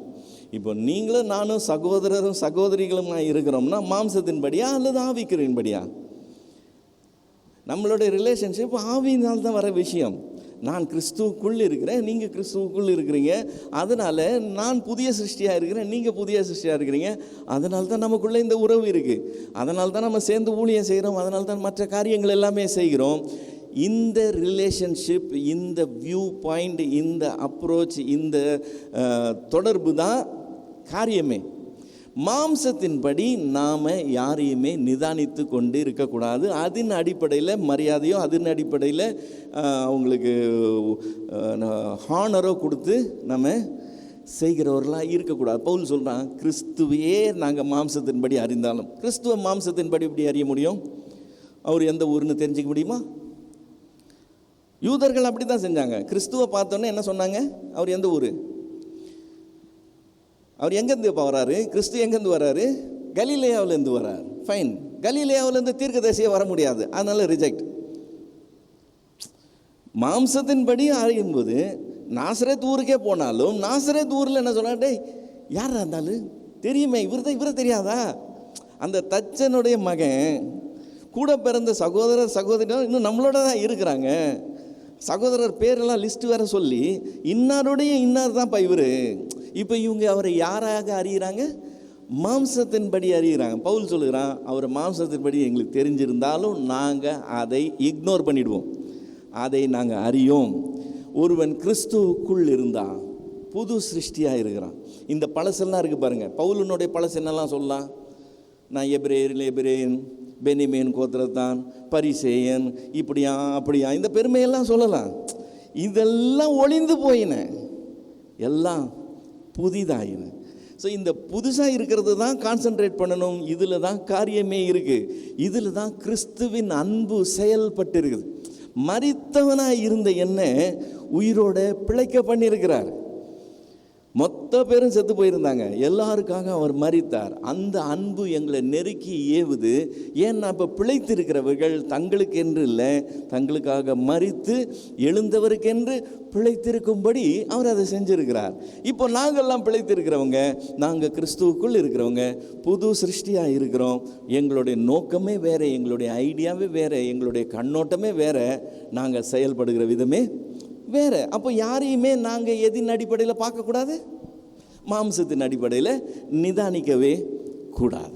அப்படி நிதானித்தோம்னா யூதர்கள் அன்னைக்கு கிறிஸ்துவை பார்த்து என்ன தப்பு பண்ணாங்களோ அதே தப்பு தான் நம்மளும் பண்ணிக்கிட்டு இருப்போம். ஒரு ஐஏஎஸ் ஆஃபீஸர் மனம் திரும்பிட்டாருன்னு சொன்னால் ஐஏஎஸ் ஆஃபீஸர் இம்மிடியேட்டாக சர்ச்சில் விஐபி ஆயிடுறாரு. இந்த மாதிரி காரியம் ரொம்ப ஒரு என்ன சொல்கிறது, ரொம்ப ஒரு மீனான ஒரு காரியம். இது கிறிஸ்துவுக்குள் இருந்தால் புது சிருஷ்டியாக இருக்கான். கிறிஸ்துவுக்குள் அவங்க யார், அவங்களுக்கு என்ன கிருபை இருக்குது, கர்த்தர் அவங்களுக்கு என்ன நடத்துகிறார், அதுதான் காரியம். அதன் அடிப்படையில் தான் நம்ம அவங்களுக்கு இடம் கொடுக்கணும். அதன் அடிப்படையில் தான் நம்ம எல்லா காரியத்தையும் நிதானிக்கணும். ஸோ இந்த 4 வசனம் அந்த ஒரே காரியத்தை பற்றி திரும்ப திரும்ப பேசுகிறத நம்ம பார்க்கிறோம். 18வது வசனத்துக்கு வந்தோம்னா, இவைகளெல்லாம் தேவனாலே உண்டாயிருக்கிறது. ஸோ இது நம்ம டிசைட் பண்ணி நம்ம செய்கிற காரியம் கிடையாது. எல்லாரும் மரித்தவர்களாக இருந்தாங்க, அதில் கிறிஸ்துவினால உயிர்ப்பிக்கப்பட்டவங்க இருக்கிறாங்க, பிழைத்தவங்க இருக்கிறாங்க. இவைகளெல்லாம் தேவனாலே உண்டாயிருக்கிறது. அவர் இயேசு கிறிஸ்துவை கொண்டு நம்மை தம்மோடே ஒப்புரவாக்கி ஒப்புரவாக்குதலின் ஊழியத்தை எங்களுக்கு ஒப்பு கொடுத்தார். இப்போ தேவன், இப்போ கிறிஸ்துவை பற்றி பேசணும். கிறிஸ்துவின் அன்பு எங்களை நெருக்கி ஏவுதுன்னு சொல்லி பேசணும். கிறிஸ்து எல்லாருக்காகவும் மரித்திருக்கிறார், எல்லாரும் மரித்தவர்களாக இருக்கிறாங்க. இப்போது பிழைத்திருக்கிறவங்க தங்களுக்கு என்று பிழைத்திறாங்க, அவருக்காக பிழைத்திருக்கும்படி இருக்கு. அப்படி இருக்கும்போது நாங்கள் யாரையும் மாம்சத்தின்படி பார்க்குறதில்ல, எல்லாரையும் நாங்கள் ஆவியின்படி தான் பார்க்குறோம். ஏன்னா கிறிஸ்துவுக்குள்ளே இருந்தால் அது புது சிருஷ்டியாக இருங்க. சாப்டரே புதுசாக ஓப்பன் ஆயிடுது. பழைய சாப்டர் பற்றி நாங்கள் கவலைப்படுறதில்ல. இப்போ இவ்வளவு காரியம் நடக்கிறது யாரால் நடக்குதா? தேவனால் நடக்குது. அவருடைய ஒரு ஒரு ஒரு ஒரு பிளான், ஒரு சுப்பீரியர் பிளான் இதில் செயல்படுது. என்னவா, இயேசு கிறிஸ்துவை கொண்டு மரித்தவர்களாக இருந்த நம்ம உயிர்ப்பித்து இயேசு கிறிஸ்துவை கொண்டு தம்மோடு அவர் என்ன செய்கிறாரா? ஒப்புரவு ஆக்குகிறார். தேவனோட நமக்கு உறவு இல்லாமல் இருக்குது. பாவம் செய்த மனுஷன் தேவனோட விட்டு துண்டிக்கப்படுறான், மரித்தவனாக இருக்கிறான். இப்போது கிறிஸ்துவை கொண்டு அவர் என்ன செய்கிறாரா? நம்மை அவரோட ஒப்புரவு ஆக்குகிறது. யாருடைய பிளான்? தேவனுடைய பிளான். அப்படி செஞ்சுட்டு அவர் என்ன சொல்கிறாரு? அப்படி செஞ்சுட்டு அவர் என்ன செய்கிறாரு? அந்த ஒப்புரவாக்குதல் இருக்குது பார்த்தீங்களா, அந்த வேலையை செய்யும்படி அந்த ஊழியத்தை எங்ககிட்ட கொடுத்துருக்கிறார். இப்போ எங்களுடைய ஊழியம் உன்னதமானது, மோசையின் ஊழியத்தோட எங்களுடைய ஊழியம் பெருசு, இது நீதியை உண்டு பண்ணுறது, இது உயிர்ப்பிக்கிறது, எல்லாத்தையும் சொல்லிட்டு இருந்தான்ல. இப்போ சுற்றி அடித்து மறுபடியும் இங்கே வந்துட்டான். என்ன சொல்கிறான்? கிறிஸ்துவை கொண்டு ஒப்புரவாக்குறது தேவனுடைய திட்டமாக இருந்தது. இந்த ஒப்புரவாக்குதலில் இதை போய் சொல்லி எங்களுக்கு ஊழியத்தை கொடுத்திருக்கிறார். அடுத்த வசனம், அது என்னவெனில், தேவன் உலகத்தாருடைய பாவங்களை எண்ணாமல் கிறிஸ்துவுக்குள் அவர்களை தமக்கு ஒப்புரவாக்கி ஒப்புரவாக்குதலின் உபதேசத்தை எங்களுக்கு ஒப்புவித்தார். இப்போ நாங்கள் போய் உபதேசித்தா என்ன தான் உபதேசிக்க போகிறோம்? தேவன் பாவங்களை கிறிஸ்துவின் நிமித்தம் உங்களுக்கு மன்னிச்சு, அதனால தன்னோட அவருக்கு மறுபடியும் உறவை ஏற்படுத்துகிற ஒப்புரவாக்குதலை பண்ணியிருக்கிறார். அதை நாங்கள் உங்களுக்கு தெரிவிக்கிறதுக்காக வந்திருக்கிறோம். இப்போ நீங்களும் தேவனோட உறவு கொள்ள முடியும், நீங்கள் கிறிஸ்துவின் மூலமாக தேவனிடத்தில் சேர முடியுங்கிறத உபதேசிக்கிறது தான் எங்களுடைய ஊழியமே. இப்படி இந்த பெரிய ஒரு காரியத்தை தேவன் செஞ்சு இது பண்ணிவிட்டு 20-21 வசனத்தில், ஆனபடியினால் தேவனானவர் எங்களை கொண்டு புத்தி சொல்லுகிறது போல நாங்கள் கிறிஸ்துவுக்காக ஸ்தானாபதிகளாக இருந்து தேவனுடைய ஒப்புரவாகுங்கள் என்று கிறிஸ்துவின் நிமித்தம் உங்களை வேண்டிக் கொள்கிறோம். உபதேசமே அதுதான், எங்களுடைய காரியமே அதுதான். உங்களை நாங்கள் வேண்டிக் கொள்கிறோம், நீங்கள் தயவுசெய்து இப்படி ஒப்புரவாகுங்கள்னு சொல்லி. 21வது வசனம் முக்கியமான வசனம். நாம் அவருக்குள் தேவனுடைய நீதி ஆகும்படிக்கு பாவம் அறியாத அவரை நமக்கு பாவம் ஆக்கினார். இங்கே தான் தேவன் என்ன செய்கிறார்ன்றது முக்கியமானது வருது.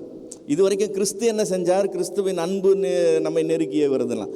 இப்போ தேவன் என்ன செய்கிறார், நாம் அவருக்குள் நீதியாக ஆகும்படி பாவம் அறியாத அவரை பாவம் ஆக்கினார்.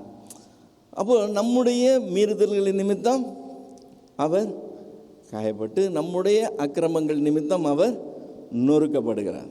நமக்கு சமாதானத்தை உண்டு பண்ணும் ஆக்கினை அவர் மேல் வந்தது. யாருடைய பிளான் இது? தேவனுடைய பிளான். இதில் தான் தேவனுடைய ரோலை நம்ம பிதாவாகிய தேவனுடைய ரோலை நம்ம புரிந்து கொள்ளணும். ஏன்னா அண்ணன் தப்பு பண்ணதுக்காக தம்பியை நம்ம வீட்டில் அடிப்போமா? தம்பி அடிச்சிட்டேன்றதுக்காக அண்ணன் பண்ண தப்பெல்லாம் சரியாக போச்சுன்னு சொல்லுவோமா?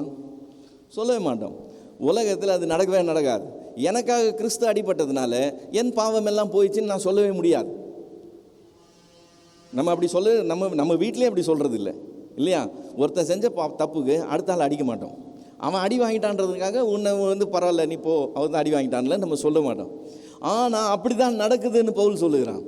நாம் தேவனுக்குள் நீதி ஆகும்படி பாவம் அறியாத அவரை பாவமாக்கினார்.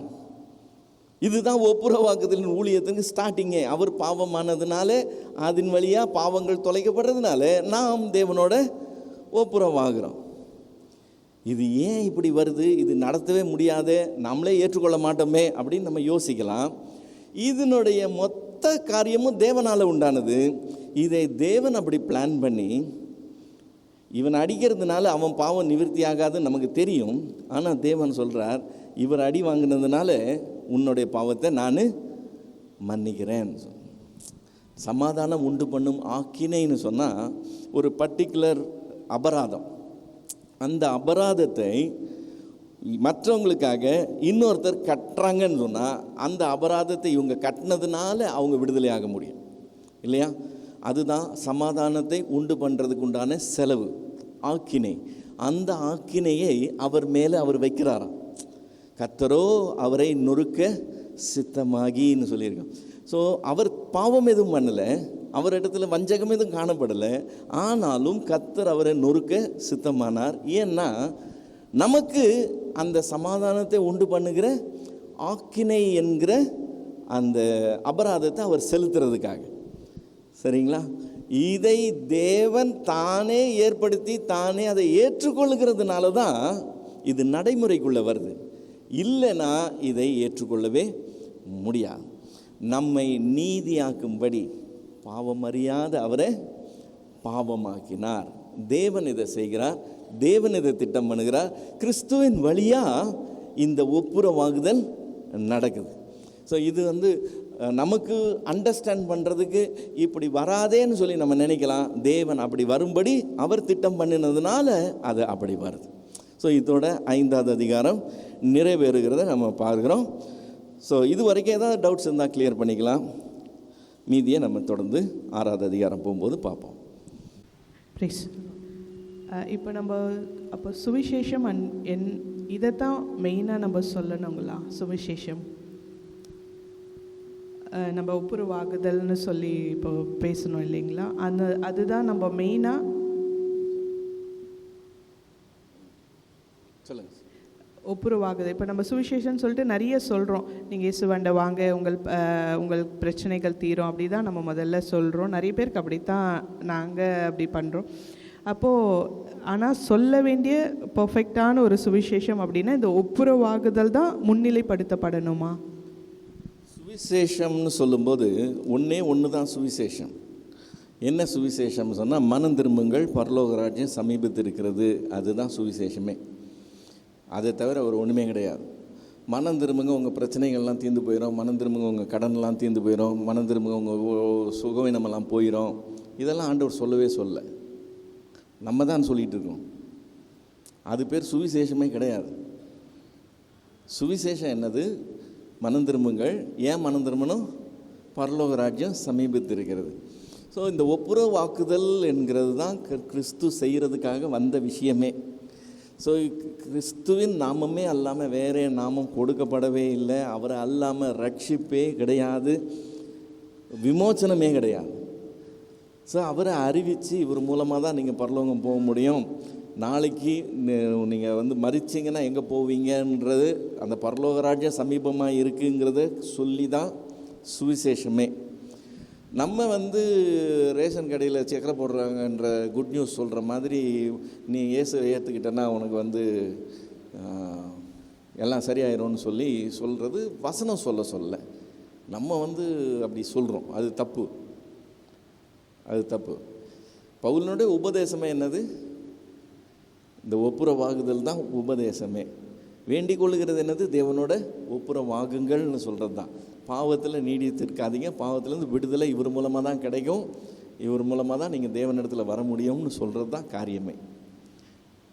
மற்றபடி மற்றது எல்லாமே நம்மளாவே சொல்கிறது தான். அது வசனத்திலே அப்படி கிடையாது, எங்கேயுமே நீங்கள் பார்க்க முடியாது.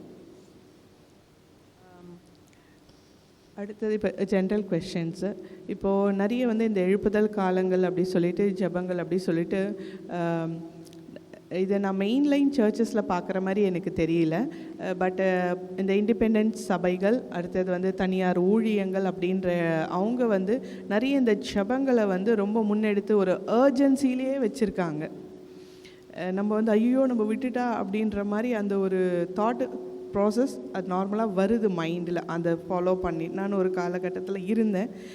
அப்படி இருக்கும்போது அப்போ என்ன ஆச்சுன்னா, நாங்கள் ஒரு நாள் அப்படி ஜெபிக்கல அப்படின்னும் போது ஒரு கில்ட் கான்ஷியஸும் ஐயோ நம்ம விட்டுட்டோம் போச்சு அவ்வளோதான் அப்படின்ற மாதிரி அது ஒரு அந்த தாட் அந்த ப்ராசஸிங் இருந்துக்கிட்டே இருக்கும். அடுத்து அதை ஜெபிக்கிறதா தான் கரெக்டாக இருக்கும். ஸோ அப்படி ஒரு அர்ஜென்சிக்குள்ளாரையே நடத்திக்கிட்டு இருக்கிறாங்க. இதை நீங்கள் எப்படி பார்க்குறீங்க? அது கல்லிபிளாக இருக்கிறதுனால ஜனங்க அதை வந்து அவங்க கேபிட்டலைஸ் பண்ணிக்கிறாங்க, அவ்வளோதான், சிம்பிள். இவங்களுக்கு நாலேஜ் கிடையாது, இவங்களுக்கு எமோஷன் தான் வேணும்.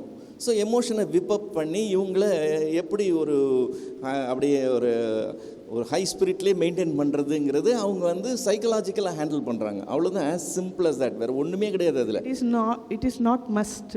இல்லை, அதில் ஒன்றுமே கிடையாது. இல்லை, அதில் ஒன்றுமே கிடையாது. விஷயம் இதுதான்.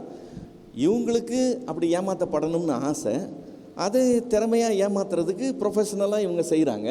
ஒருத்தருக்கு ஒருத்தர் மேட்ச் ஆகுது, அவ்வளோதான். இவங்களுக்கு சாட்டிஸ்ஃபை ஆகிடுறாங்க, ஓகே நம்ம கத்தருக்குள்ளே நம்ம இப்படி இருக்கிறோம்னு சொல்லி. இவங்களும் அவங்கள நல்லா இது பண்ணி பம்ப் அப் பண்ணி நாங்களும் ஊழியம் செய்கிறோன்ற பேரில் இவங்க செஞ்சிடறாங்க. இது ஃபுல்லாக ஹம்பக், டோட்டல் வேஸ்ட். சத்தியத்தின்படி பார்த்தோம்னா ஜெபம் அப்படிங்கிற காரியம் முக்கியமான காரியம். ஏன்னா ஜெபம் இல்லைன்னா நம்ம வந்து ஜீவிக்க மாட்டோம். இடைவிடாமல் ஜெபம் பண்ணுங்கன்னு ஆண்டவர் சொல்கிறாரு. நீங்கள் சோதனைக்கு உட்படாதபடிக்கு ஜெபம் பண்ணுங்கன்னு சொல்கிறாரு. ஜெபம் வந்து ரொம்ப அத்தியாவசியமான ஒரு காரியம், நல்ல காரியம், அத்தியாவசியமான காரியம். ஆனால் ஜெபமே ஜெயம்ங்கிறது வசனமே கிடையாது. இப்போது ஜெபம் அத்தியாவசியமானதுன்னு சொல்கிறதுக்கும் ஜெபமே ஜெயம்னு சொல்கிறதுக்கும் என்ன டிஃப்ரென்ஸுன்னு நினைக்கிறீங்க? என்ன டிஃப்ரென்ஸுன்னு சொன்னால், நீங்கள் ஜெபம் பண்ணுங்க பெற்றுக்கொள்ளுங்கள்னு ஆண்டவர் சொன்னார். உங்கள் சந்தோஷம் நிறைவாக இருக்கும்படி நீங்கள் கேளுங்க பெற்றுக்கொள்ளுங்கன்னு சொன்னார். ஓகே, நீங்கள் ஜெபிச்சா நான் செய்வேன்னு சொல்லியிருக்கிறார். ஒரு மனதோடு கேட்டீங்கன்னு சொன்னாக்க நான் அதை உங்களுக்கு செய்வேன்னு சொல்லியிருக்கிறார். நீங்கள் விசுவாசத்தோடு கேளுங்க, நீங்கள் வந்து கேட்டிங்கன்னா பிதாவானவர் என் நாமத்தினால அதை செய்வார்னு சொல்லியிருக்கிறார். அதெல்லாம் கரெக்ட். ஆனால் நீங்கள் கேட்டால் தான் செய்வார், நீங்கள் கேட்கலைன்னா செய்யவே மாட்டார்னு சொல்லலை. ஜெபமே ஜெயம்னா என்ன அர்த்தம்னு சொன்னால், ஜெபம் இல்லைன்னா ஜெயமே இல்லைன்னு அர்த்தம். புரியுதா? இப்போது இது வந்து நல்ல காரியத்தை எடுத்து ஒரு லிமிட் தாண்டி யூஸ் பண்ணும்போது அந்த நல்ல காரியம் மீனிங்லெஸ்ஸான காரியமாக மாறி போயிடும். எப்படின்னா, அமிர்தம் எதுக்காக சாப்பிட்றது? சாகக்கூடாதுங்கிறதுக்காக சாப்பிட்றது. ஆனால் அந்த அமிர்தத்தையே அளவுக்கு மிஞ்சி சாப்பிட்டா அந்த அமிர்தத்தினாலேயே செத்து போயிடுவாங்கன்னு சொல்லி பழமொழியே இருக்குது இல்லையா? அளவுக்கு மிஞ்சினா அமிர்தம் கூட நஞ்சாயிடுமா. இந்த ஜெபமும் அதே மாதிரி தான். அவசியமான நல்ல காரியம் அது இல்லைன்னா நம்மளால் இருக்க முடியாது. எல்லாம் 100% கரெக்டு. அதை அப்படியே கொண்டு வந்து ஜெபமே ஜெயம்னு ஆக்கிட்டா, நீ ஜெபிச்சாதான் கர்த்தர் கிரியை செய்வார். நீ ஜெபிச்சாதான் பரலோகத்துலேருந்து இது கிடைக்கும். நீ ஜெபிச்சாதான் இங்கே ஊழியங்கள் நடக்கும். நீ ஜெபிச்சாதான் ஜனங்க ரட்சிக்கப்படுவாங்க. நீ ஜெபிச்சாதான் அழிவுக்கு போகிறவங்கள தடுக்க முடியும்னு சொல்லி நீங்கள் ஜெபம் பண்ணலன்னா பரலோகம் தூங்கிடும்னு சொல்லிகிட்டு இருக்கிறாங்க. நீங்கள் பிறக்கிறதுக்கு முன்னாடி இருந்தே ஆண்டவர் கிரியை செஞ்சுட்டு இருக்கிறாருன்றது யார் அவங்களுக்கு சொல்கிறது? இன்றைக்கி நீங்கள் ஜெபம் பண்ண ஆரம்பித்தாரு தான் வேலை செய்ய ஆரம்பித்தார் அவர். இல்லை நீங்கள் ஜெபம் பண்ணுறதுக்கு முன்னாடி, அவர் ஜெபம் பண்ணுறதுக்கு முன்னாடி, அவர் பிறக்கிறதுக்கு முன்னாடி இருந்தே ஆண்டவர் கிரியை செஞ்சுட்டு தான் இருக்கிறார். ஒன்று வேணால் ட்ரை பண்ணி பாருங்கள். ஒரு மாதத்துக்கு ஜெபமே பண்ணாதீங்க. அன்றன்றுள்ள ஆகிறத எங்களுக்கு இன்று தாங்கன்னு சொல்லி கேட்டால் தான் கொடுக்குறாரா? இல்லை ஒரு ட்ரை பண்ணி பாருங்களேன். ஒரு 30 டேஸ்க்கு ப்ரேயரே இல்லாமல் ஸ்டாப் பண்ணிவிடுங்க. உலகத்தில் என்ன நடக்குது, என்ன அசம்பாவிதம் நடக்குதுன்னு பார்த்துருவோம். ஜெபிக்கிறது நம்ம கடமை, ஜெபிக்கிறது அவசியம். தேவன் அதை எதிர்பார்க்குறார். அது ஹானரபிள் திங், நல்ல காரியம். ஆனால் உங்கள் ஜெபத்தினாலே தேவனை நீங்கள் ஆட்டி படைக்கலாம்.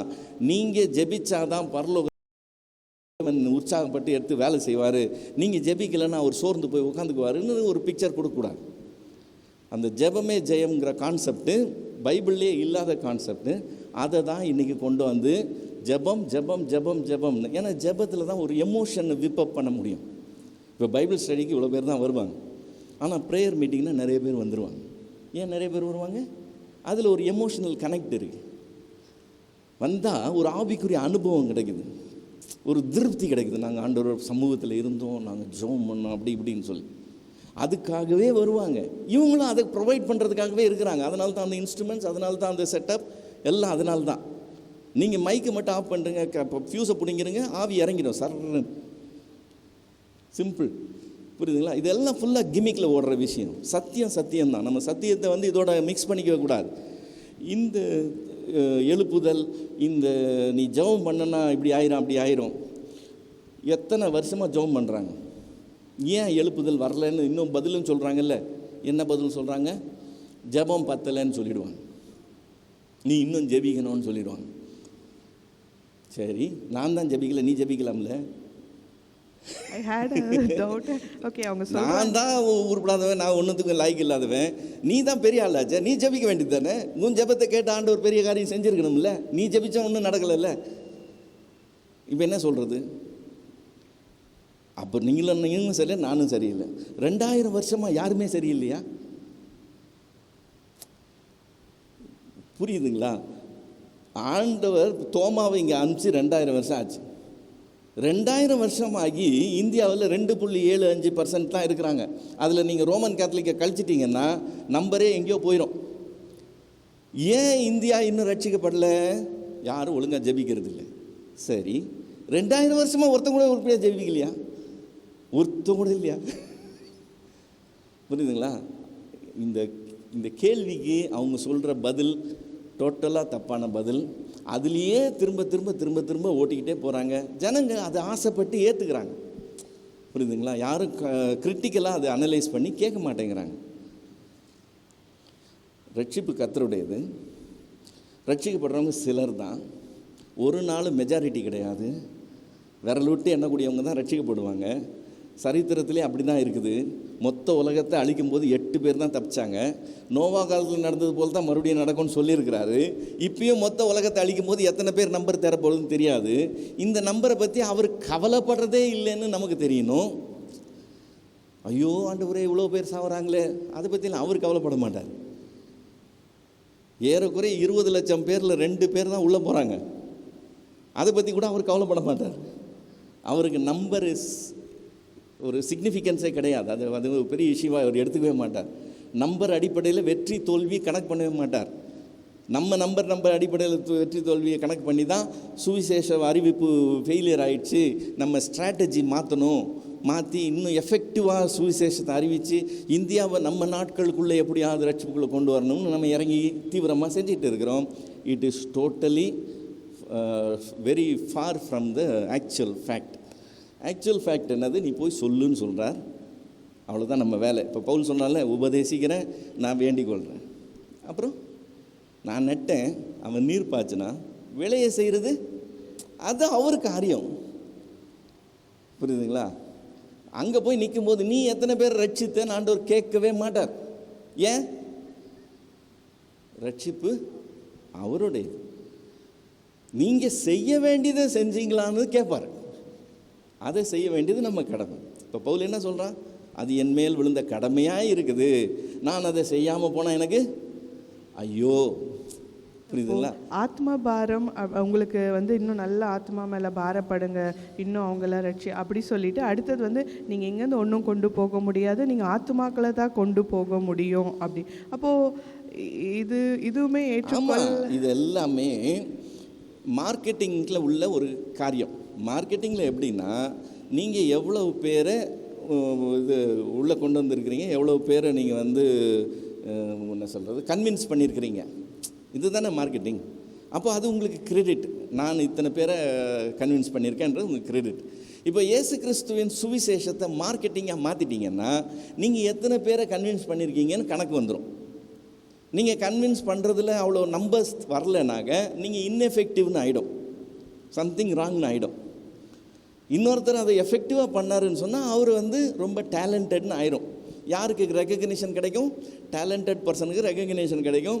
இன்எஃபெக்டிவாக இருக்கிறவங்க யாரும் மதிக்க மாட்டாங்க. இன்றைக்கி ஊழியமும் அப்படி தானே இருக்குது. ஆனால் கர்த்தர் அப்படி பார்க்கவே மாட்டார். ஏன்னா ரட்சிப்பு அவருடையது. இப்போ ஸ்தேவான் பிரசங்கம் பண்ணால் ஒருத்தரும் ரட்சிக்கப்படல, ஸ்தேவான் நீ யூஸ்லெஸ் ஃபெலோன்னு ஆண்டவர் சொல்ல மாட்டார். ஸ்தேவான் என்ன செய்யணுமோ அதை செஞ்சான். அப்பிரயோஜனமான ஊழியக்காரர் ஆண்டவரே, செய்ய வேண்டியதை மாத்திரம் செய்தோம். அவர் என்ன சொல்லுவாரா? நல்லது, உத்தமமும் உண்மையுமான ஊழியக்காரனேன்னு சொல்லுவார். ஏன்னா செய்ய வேண்டியதை செஞ்சால் போதும், பலன் அவருடையது, அதை அவர் பார்த்துக்குவார். நீங்கள் அதுக்கு கிரெடிட்டும் எடுக்க முடியாது, அதுக்கு நீங்கள் தோல்வியும் ஒப்புக்கொள்ள முடியாது. இது உங்கள் வெற்றியும் உங்கள் தோல்வியும் இல்லை, கர்த்தருடைய சித்தம். சொல்ல வேண்டியது நம்மளுடைய காரியம், ஓட வேண்டியது நம்மளுடைய காரியம், ஜெபிக்க வேண்டியது நம்மளுடைய காரியம். ரிசல்ட்டு பற்றி கவலையே படாமல்.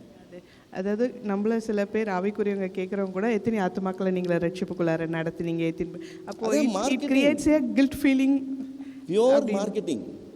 இயேசு கிறிஸ்து ஒரு கமாடிட்டி, அந்த கமாடிட்டியை மார்க்கெட் பண்ணுறாங்க.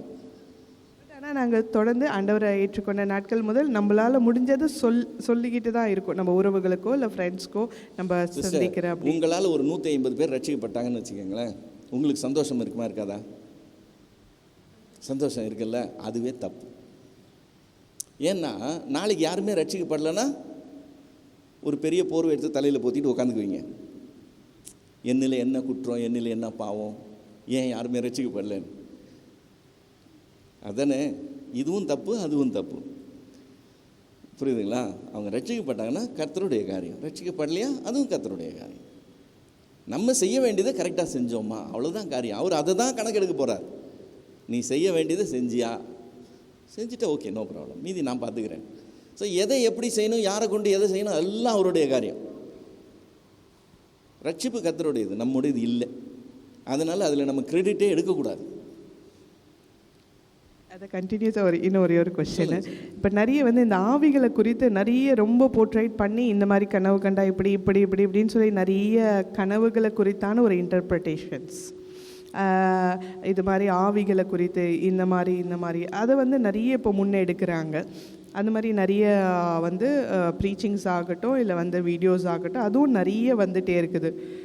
இதுவுமே வந்து ஏற்றுக்கொள்ளக்கூடியதா இல்லை நம்ம சத்தியத்தை நோக்கி அதை பார்த்துட்டு அதுக்குரியத காரியங்களை நம்ம ஜபிச்சுட்டு அப்படியே மூவ் பண்ணி போகிறது? இதெல்லாம் ரொம்ப ஈஸி, ஐடென்டிஃபை பண்ணுறது ரொம்ப ஈஸி. புதிய ஏற்பாட்டில் நமக்கு அப்போஸ்தலர் நடபடிகளில் இருந்து நிருபங்கள் கடைசி வரைக்கும் ஏறக்குறைய 100 வருஷ சபையினுடைய அனுபவம் இருக்குது. ஓகே, அதில் கூட்டங்கள் நடக்குது, பிரசங்கங்கள் நடக்குது, ஊழியர்கள் இருக்கிறாங்க, உதவி ஊழியர்கள் இருக்காங்க, எல்லா காரியங்களும் அதில் அந்த ஒரு ஸ்ட்ரக்சர் நம்ம பார்க்க முடியும், ஒரு செயல்பாடை பார்க்க முடியும்.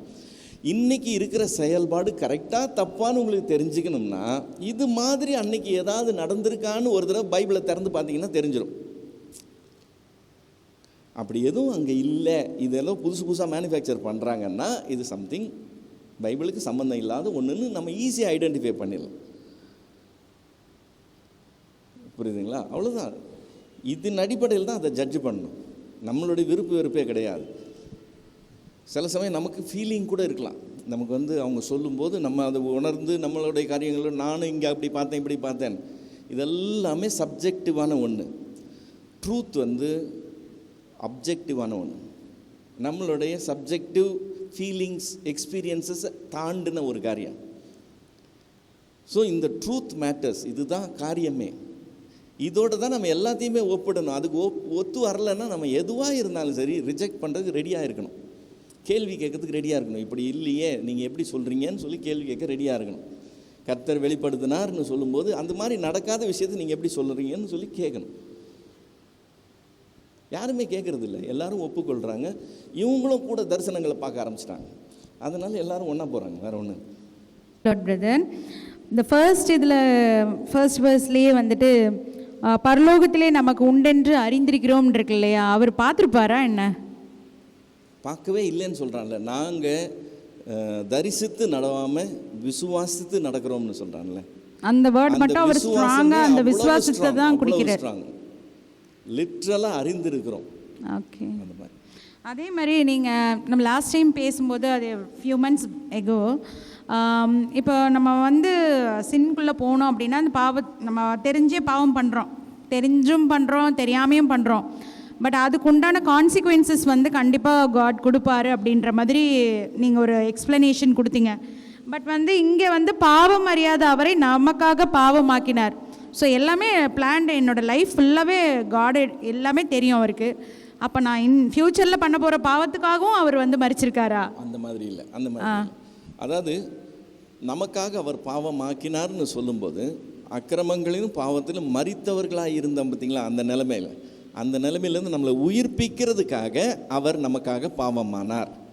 இப்போ உயிர்ப்பிக்கப்பட்ட பின்னால், அதாவது பாவத்தின் அடிமைத்தனத்திலேருந்து விடுதலை ஆக்கப்பட்ட பின்னால் எனக்கு முன்னால் சாய்ஸ் இருக்குது.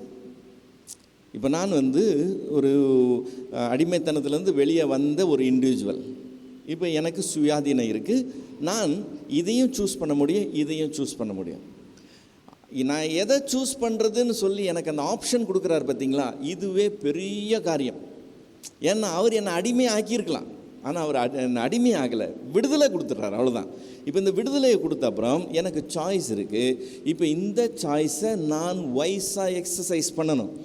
நான் அதை எப்படி எக்ஸசைஸ் பண்ணுறனோ அதுக்கு ஏற்ற மாதிரி எனக்கு கான்சிக்வன்சஸ் இருக்குது. அதையும் நான் அக்செப்ட் பண்ணேன். ஏன்னா ரெஸ்பான்சிபிலிட்டியோடு சேர்த்து கான்சிக்வன்ஸ் இருக்குது. இப்போ இந்த கான்சிக்வன்ஸ் வேணும்னா உங்களுக்கு ரெஸ்பான்சிபிலிட்டி இல்லாமல் ஆக்கிடலாம். இப்போ குழந்தைங்கிட்ட நம்ம ரெஸ்பான்சிபிலிட்டி டிமாண்ட் பண்ணுறோமா? இல்லை. அவங்கக்கிட்ட நம்ம ரெஸ்பான்சிபிலிட்டி கொடுக்குறோமா? கொடுக்கறது இல்லை. ஆனால் அவர் நமக்கு அந்த ரெஸ்பான்சிபிலிட்டி கொடுத்தாருன்னா நம்ம கான்சிக்வன்ஸை ஃபேஸ் பண்ணணும். இது இதுலேருந்து ஆட்டோமேட்டிக்காக வர்ற ஒரு காரியம். எனக்கு இது மட்டும் இருக்கணும், எனக்கு அது வேண்டாம் நம்ம சொல்ல முடியாது. அப்போ நான் தவறான ஒரு சாய்ஸ் எடுத்தேன்னா அந்த தவறான சாய்ஸ்க்கு உண்டான பலனை நான் அனுபவிக்க வேண்டியிருக்கும். இதை அவாய்ட் பண்ண முடியாது. இப்போ இதில் எல்லாருமே பர்ஃபெக்டாக தான் இருப்பாங்க, யாருமே தப்பே பண்ண மாட்டாங்கன்னு முடியாது. யாராக இருந்தாலும் எந்த சூழ்நிலையாக இருந்தாலும் தவறுறதுக்கு வாய்ப்பு இருந்து கொண்டே தான் இருக்குது.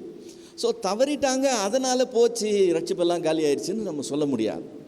ஏன்னா நான் ரட்சிக்கப்படுறதுக்கு முன்னால் தவறு செய்ததுக்கும், அதாவது நான் பாவத்தில் மரித்தவனாக இருந்தப்போ செய்த தவறுக்கும் இப்போது உயிர்ப்பிக்கப்பட்ட பின்னாடி செய்கிற தவறுக்கும் பெருத்த வித்தியாசம் இருக்குது. என்ன வித்தியாசம்னா, அதுக்கு முன்னாடி நான் விரும்பி செஞ்சேன், இன்வால்வ்டாக செஞ்சேன், அறிஞ்சு செஞ்சேன். இப்போ நான் தவறி செய்கிறேன். நான் செய்யக்கூடாதுன்னு நினச்சேன், ஆனால் பை ஹேபிட் நான் தவறி செய்கிறேன். நான் முன்னாடி தப்பு பண்ண உடனே அந்த தப்பை ஜஸ்டிஃபை பண்ணுவேன், அந்த தப்பை மூடி மறைப்பேன், நான் நார்மலாக அதை காமிச்சிக்குவேன். ஆனால் இப்போ நான் தப்பு பண்ண உடனே பதறி போய் நான் எப்படி தப்பு பண்ணேன், நான் செஞ்சுருக்கக்கூடாதே அப்படின்னு சொல்லி நான் இனி செய்யக்கூடாதுன்னு தீர்மானம் பண்ணி நான் போவேன். இப்போ இதுக்கும் பெரிய டிஃப்ரென்ஸ் இருக்குது. அந்த டிஃப்ரென்ஸ் நம்ம கண்ணுக்கே தெரியுதுன்னா ஆண்டவருக்கு தெரியாதா? நிச்சயமாக தெரியும். ஸோ நம்ம இன்றைக்கி ரட்சிக்கப்பட்டு அன்றைக்கி எடுத்துக்கொள்கிற வரைக்கும் இந்த ப்ராசஸ் கண்டினியூ ஆகிட்டே தான் இருக்கும். கண்டினியூ ஆகிட்டே இருக்கிறதுக்கு பேர் தான் பரிபூர்ணம் அதாவது மறுரூபம் அடைகிறது. ஸ்லோவாக இந்த சேஞ்சு கிராஜுவலாக நடக்கிற ஒரு விஷயம். ஸோ நமக்கு தப்பு பண்ணுறதுக்கும் நம்ம அதுலேருந்து வருந்தி நம்ம வெளியே வர்றதுக்கும், அதே தப்பு திரும்ப பண்ணாலும் ஐயோ நான் பண்ணக்கூடாதுன்னு சொல்லி நான் போராடி அதை மேற்கொள்கிறதுக்கும் அது ஒரு ப்ராசஸ் இருக்குது. நான் ரட்சிக்கப்பட்ட உடனே பக்கா பரிசுத்தமான ஆகிட்டேன், இனிமேல் தப்பே பண்ணாத ஒரு ஹோலி மேன் ஆகிட்டேன்னு நம்ம சொல்ல முடியாது. தப்பு பண்ண இஷ்டமில்லாதவனாக மாறிட்டேன். ஸோ இஷ்டமில்லாதவனாக நான் இந்த பூமியில் நிற்கும்போது, இந்த பூமி எனக்கு நிறைய ஆப்பர்ச்சுனிட்டிஸை ப்ரொவைட் பண்ணும்போது என்னை அறியாமல் நான் தப்பாக போகிறதுக்கு வாய்ப்பு இருக்குது. ஆனால் ரியலைஸ் பண்ண உடனே பவுன்ஸ் பேக் பண்ணிடுவேன். குடிச்சிட்டு ஒருத்தன் விழுந்து கிடக்கிறான்னா நீங்கள் அவனை தூக்கி நிறுத்தவே முடியாது. நீங்கள் எப்படி தூக்கி நிறுத்தினாலும் அவன் மறுபடியும் படுத்துக்கிறது தான் ட்ரை பண்ணுவான். ஆனால் நான் கால் தவறி இடறி விழுந்துட்டேன்னு சொன்னால் நீங்கள் யாரும் என்னை தூக்க வேண்டிய அவசியமே கிடையாது. பிடிச்சி நான் எந்திரிச்சிடுவேன்.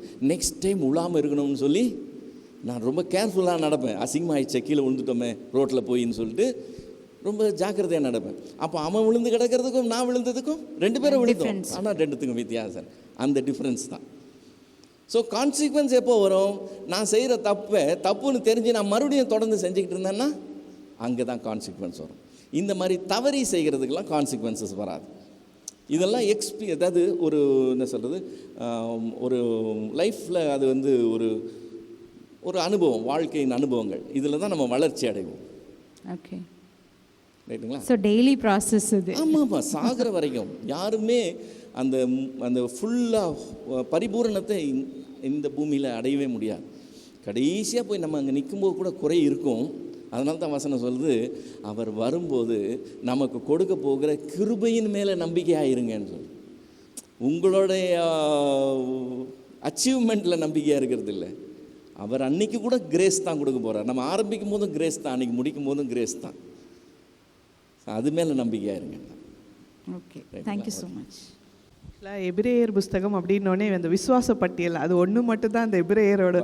ஆனால் இன்னைக்கு இந்த நீங்கள் கோட் பண்ண அந்த இதெல்லாம் மேக்ஸிமம் எபிரேயர்லேருந்து தான் வந்து. I was so amazed to know the truth. It was so good. Thank you.